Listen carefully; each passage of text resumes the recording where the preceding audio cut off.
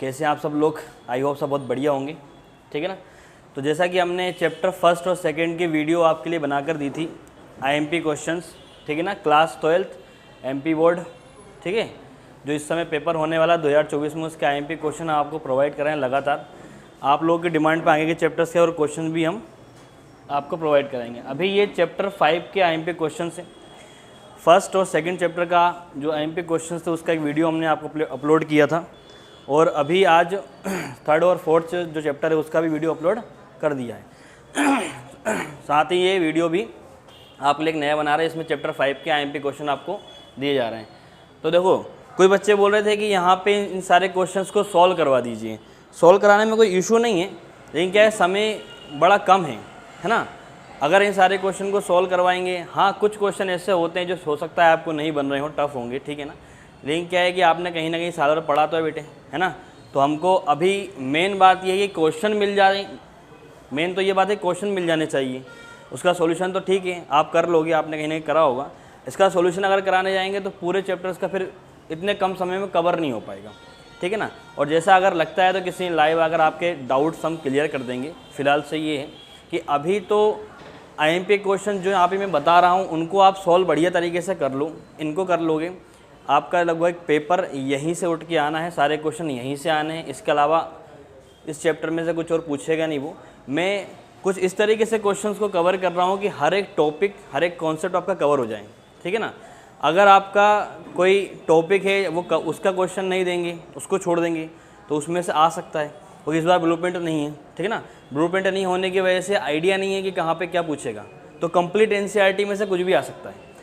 अभी जो है मैंने इस तरीके से क्वेश्चन सारे लिख दिए हैं कि आपके इस चैप्टर के हर एक टॉपिक को कवर कर देंगे। तो हम chapter number 5 continuity and differentiability के मोस्ट आईएमपी क्वेश्चंस आपको प्रोवाइड कर रहे हैं। ये क्वेश्चन बोर्ड पे लिखे हुए हैं, है ना। तो सारे बच्चे इन क्वेश्चंस का जो भी मैं स्लाइड चेंज करता जाऊँगा, तो आप इसके स्क्रीनशॉट लेते जाएँ, स्क्रीनशॉट ले लें, और इसके बाद इन सारे क्वेश्चंस को सॉल्व करना है। तुम कुछ और नहीं कर पा रहे हो, कुछ और नहीं कर पा रहे हो तो इनको ज़रूर से कर लो, है ना। पूरी बुक करना किसी के लिए पॉसिबल नहीं हो पा रहा है, या किसी बच्चे की बढ़िया तैयारी नहीं है, तो इन क्वेश्चन को ज़रूर से करके जाएं। इससे बाहर तो नहीं आएगा, ठीक है ना। तो इसका स्क्रीनशॉट ले सकते हैं, ठीक है। आगे बढ़ते हैं। कॉन्टिन्यूटी वाला कॉन्सेप्ट सबको आता ही होगा, है ना, जिसमें LHL RHL निकाला जाता है, ठीक है ना। वैल्यू फंक्शन निकाली जाती है, तीनों की वैल्यू इक्वल हो गई है, तो इसका मतलब वो फंक्शन जो है वो कॉन्टिन्यूस है, नहीं है तो फिर नहीं है, ठीक है ना।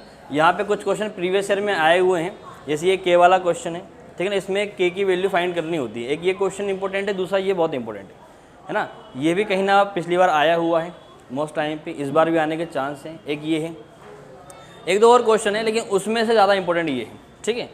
एक ये साइन वाला जो क्वेश्चन है, साइन 1/x वाला, इसको बड़े अच्छे से करके जाएँ, बड़े मतलब अच्छे से करके जाना है, इसको छोड़ना नहीं है ना। नहीं तो तुम सोचो कि यार इसमें से भी कुछ छोड़ दें, इसके अंदर जो कुछ है उसमें से कुछ नहीं छोड़ना है, ठीक है ना। इसके बाद आगे चलते हैं। ये और क्वेश्चन लेके रहेंगे, 2 क्वेश्चन, लगभग 7 क्वेश्चन तक हम पहुंच गए हैं अभी तक। इसका स्क्रीनशॉट ले लो आप, है ना। इन सारे क्वेश्चन को ईमानदारी से करना भाई, है ना। इसको नहीं करोगे तो फिर कुछ नहीं कर सकते। इतना नहीं कर पाएंगे अगर अपन, तो फिर क्या फ़ायदा, ठीक है ना। ऐसा तो है नहीं कि बिल्कुल ही पेपर ही पता चल जाए, ठीक है ना। लेकिन इसको कर लिया तो बाकी और किसी क्वेश्चन करने की ज़रूरत नहीं है आपको। यहाँ पे differentiate with respect to x, dy/dx निकालना है। इन सब में dy/dx फाइंड करना है, इन सब में dy/dx फाइंड करना है। चेन रूल सबको आता होगा बड़े अच्छे से, ठीक है ना। चेन रूल में क्या होता है, अलग अलग फंक्शन होता है, एक फंक्शन के अंदर दूसरा फंक्शन होता है, तो बाहर वाले फंक्शन का डिफरेंशिएट करो, फिर उसके अंदर वाले फंक्शन का होगा, फिर उसके अंदर वाले फंक्शन का होगा। अरे ठीक है ना। इसके बाद आगे चलते हैं, इसमें भी dy/dx फाइंड करना है। y = फंक्शन को पहले बना लेना है, उसके बाद इसका dy/dx फाइंड करना है, ठीक है। इन सब को प्रूव कर देना है। कुल मिला के बड़ा आसान है। यहाँ पे हम समझते हैं इनका फॉर्मूला होता है, x की वैल्यू cos θ sin θ में रख के यहाँ पे इसको सॉल्व करते हैं। इसके बाद आगे चलते हैं, find dy/dx in the following. इनमें भी dy/dx है। ये सारे क्वेश्चन मैंने हिसाब से लिखे हुए हैं, ये 2 नंबर में आएंगे। ये जितने भी क्वेश्चन आपके हैं ना, ये तो 2 मार्क्स में आ सकता है, या आपके 1 मार्क्स में ऑब्जेक्टिव में आएगा एक्सरसाइज में। ये 1 मार्क्स में पूछेगा या 2 मार्क्स में पूछेगा, ठीक है ना। फाइंड dy/dx, ठीक है। इसका स्क्रीनशॉट ले लो, ठीक है। सबका स्क्रीनशॉट जरूर से ले लें, ताकि क्या है कि उसके बाद फिर आप इन क्वेश्चंस को देखो। ये क्वेश्चन एनसीईआरटी बुक के हैं, पेपर एनसीईआरटी से पूरा बन रहा है, पूरी एनसीईआरटी को अच्छे से कवर करना है। पूरा नहीं कर पा रहे हैं, इन क्वेश्चंस को देख के इनको बढ़िया तरीके से कवर कर लें सब लोग। आगे चलते हैं। Differentiate with respect to x, a की पावर एक्स, है ना, ए की पावर एक्स का है। हालांकि ये सारे के लिए है, यहाँ पे मैंने इसको अलग से नहीं लिखूंगा। Differentiate with respect to x, इसमें y is equal to a to the power x, ठीक है, y is equal to x की power sine x, x is equal to y is equal to x की power x. ये पिछली बार आया हुआ है, बड़ा इंपॉर्टेंट क्वेश्चन है, ठीक है ना। इसमें से एक पार्ट को, सिंगल पार्ट को उन्होंने दे दिया, हो सकता है इस बार ये वाला पार्ट आ जाए, ठीक है। तो ये सारे क्वेश्चन करना है, ये बहुत इंपॉर्टेंट क्वेश्चन है, ठीक है। इसके बाद आगे बढ़ते हैं। इन सारे क्वेश्चन को बढ़िया तरीके से प्रैक्टिस करेंगे। जो लॉगरिथमिक वाली मेथड होती है, दोनों तरफ लॉग अप्लाई करके सॉल्व किया जाता है ना, apply logarithmic both the side.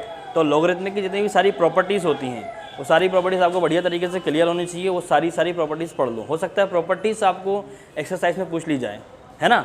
तो अब आगे चलते हैं। और इसमें जो बेसिक कॉन्सेप्चुअल चीज़ें हैं कुछ और, वो भी ऑब्जेक्टिव में काम आती हैं। हालांकि इससे काफ़ी कुछ तुम्हारा कॉन्सेप्ट क्लियर हो जाएगा तो ऑब्जेक्टिव भी क्लियर हो जाएंगे, ठीक है ना। Find D by d x in the following, ये जो कॉन्सेप्ट, ये जो क्वेश्चन दे के रखा है, एक्स इक्वल टू दिया, ये इसमें x is equal to a cos theta, y is equal to a sine theta. अब इसका हम डिफरेंशिएट करेंगे तो d y by d theta हो जाएगा, इसके लिए d x by d theta हो जाएगा। फिर d y by d x हमको निकालना है, तो d y by d x निकालने के लिए क्या करना पड़ेगा, d y by d theta upon d x upon D theta, उसको रख देंगे वैल्यू। अलग अलग डिफरेंशिएट करो थीटा के रिस्पेक्ट में, उसके बाद दोनों को डिवाइड में रखोगे, d y by d x find कर लोगे। सारे इसी तरीके से होने। इस क्वेश्चन को बड़े अच्छे से करके जाएँ, बढ़िया तरीके से करके जाएँ। इसका मेथड होता है, बड़े आसानी से इसको सॉल्व किया जा सकता है, बहुत काम का क्वेश्चन है। मे भी हो सकता है ये इस बार आ जाए, है ना, लेकिन ये कि इनको सारे कर लीजिए। इसके अलावा कुछ इस वाली एक्सरसाइज में से कोई और क्वेश्चन करने की ज़रूरत नहीं है, ठीक है ना। ये मोस्ट इंपॉर्टेंट। इसके बाद आगे बढ़ते हैं अपन। इसके स्क्रीनशॉट ले लें आप।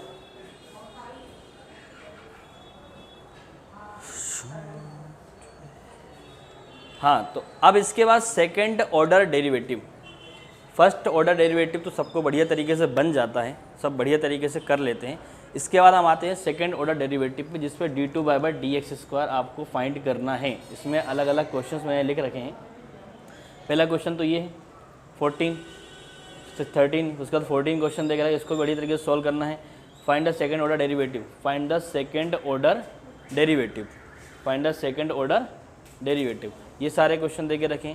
इसको एक बार डिफरेंशिएट करना है, उसके बाद दोबारा डिफरेंशिएट करना है। एक बार डिफरेंशिएट करना बड़ा आसान होता है, दोबारा करने में कहीं ना कहीं थोड़ी समस्या आती है, लेकिन आप लोग अच्छे से इसको करके जाइए, बढ़िया तरीके से प्रैक्टिस करके जाना। ये सारे क्वेश्चन मैंने लिख रखा है, ठीक है ना, ये सारे क्वेश्चन मैंने लिख रखे हैं। इसके बाद एंड, इससे बाहर नहीं आएगा, ठीक है ना, इससे बाहर तो नहीं आएगा। इस चैप्टर 5 के इतने क्वेश्चंस, चैप्टर 5 के ये सारे क्वेश्चन आप करके आ जाएं। इन सारे क्वेश्चन को आप प्रैक्टिस कर लें, बढ़िया तरीके से घर पे इसको प्रैक्टिस करें। ये सारे क्वेश्चंस अगर आप कर लेते हो, इस चैप्टर में जो भी कुछ भी आने वाला है इससे बाहर तो नहीं जाने वाला है। एक क्वेश्चन आएगा लगभग 4 नंबर का कॉन्टिन्यूटी का। अगर कॉन्टिन्यूटी के क्वेश्चंस के और में कोई क्वेश्चन आता है तो हो सकता है कि डिफरेंशिएशन का एक क्वेश्चन आ जाए। हालांकि 2 नंबर के 2 क्वेश्चंस या एक क्वेश्चन डिफरेंशिएशन देखने को मिलेगा, साथ ही साथ ऑब्जेक्टिव देखने को मिलने हैं, ठीक है। तो इस चैप्टर को बढ़िया तरीके से तैयारी कर लें। अगर डिफरेंशिएशन आपका बढ़िया है तो इंटीग्रेशन ऑटोमेटिकली आप अच्छा कर पाओगे, नहीं तो डिफरेंशिएशन अच्छा नहीं कर पाए तो इंटीग्रेशन सबको पता है दिक्कत परेशानी पैदा कर देगा आप लोगों के लिए। तो जिस तरीके से इस चैप्टर 5 के IMP क्वेश्चन हम लोग आपके लिए लेकर आए हैं, उसी तरीके से आगे के चैप्टर्स के लिए भी लेकर आएंगे, ठीक है ना। तो कुछ एक कल या परसों तक, 2 दिन तक, 2 या 3 दिन में आपको लगभग 24 तारीख तक लगभग आपको सारे चैप्टर्स के IMP क्वेश्चन मिल जाएंगे, ठीक है ना। तो अभी हम सिर्फ IMP क्वेश्चन प्रोवाइड कर रहे हैं। अगर ऐसे समय हो पाता है तो उसके बाद हम लगा तो और जो मोस्ट IMP क्वेश्चन सारे चैप्टर्स के मिला के उनका एक डिटेल्ड वीडियो सॉल्यूशन बना देंगे सारे क्वेश्चंस का, ठीक है ना। फिलहाल से अभी ये क्वेश्चन आपको स्क्रीनशॉट लेना है, ये सारे क्वेश्चन सॉल्व करने हैं। ये सारे क्वेश्चन आपको NCERT की बुक में अवेलेबल हैं, उसके अलावा कुछ एक्स्ट्रा भी हो सकते हैं, है ना। तो फिलहाल से अभी सबको कर लेना है, इसका स्क्रीनशॉट ले लीजिए।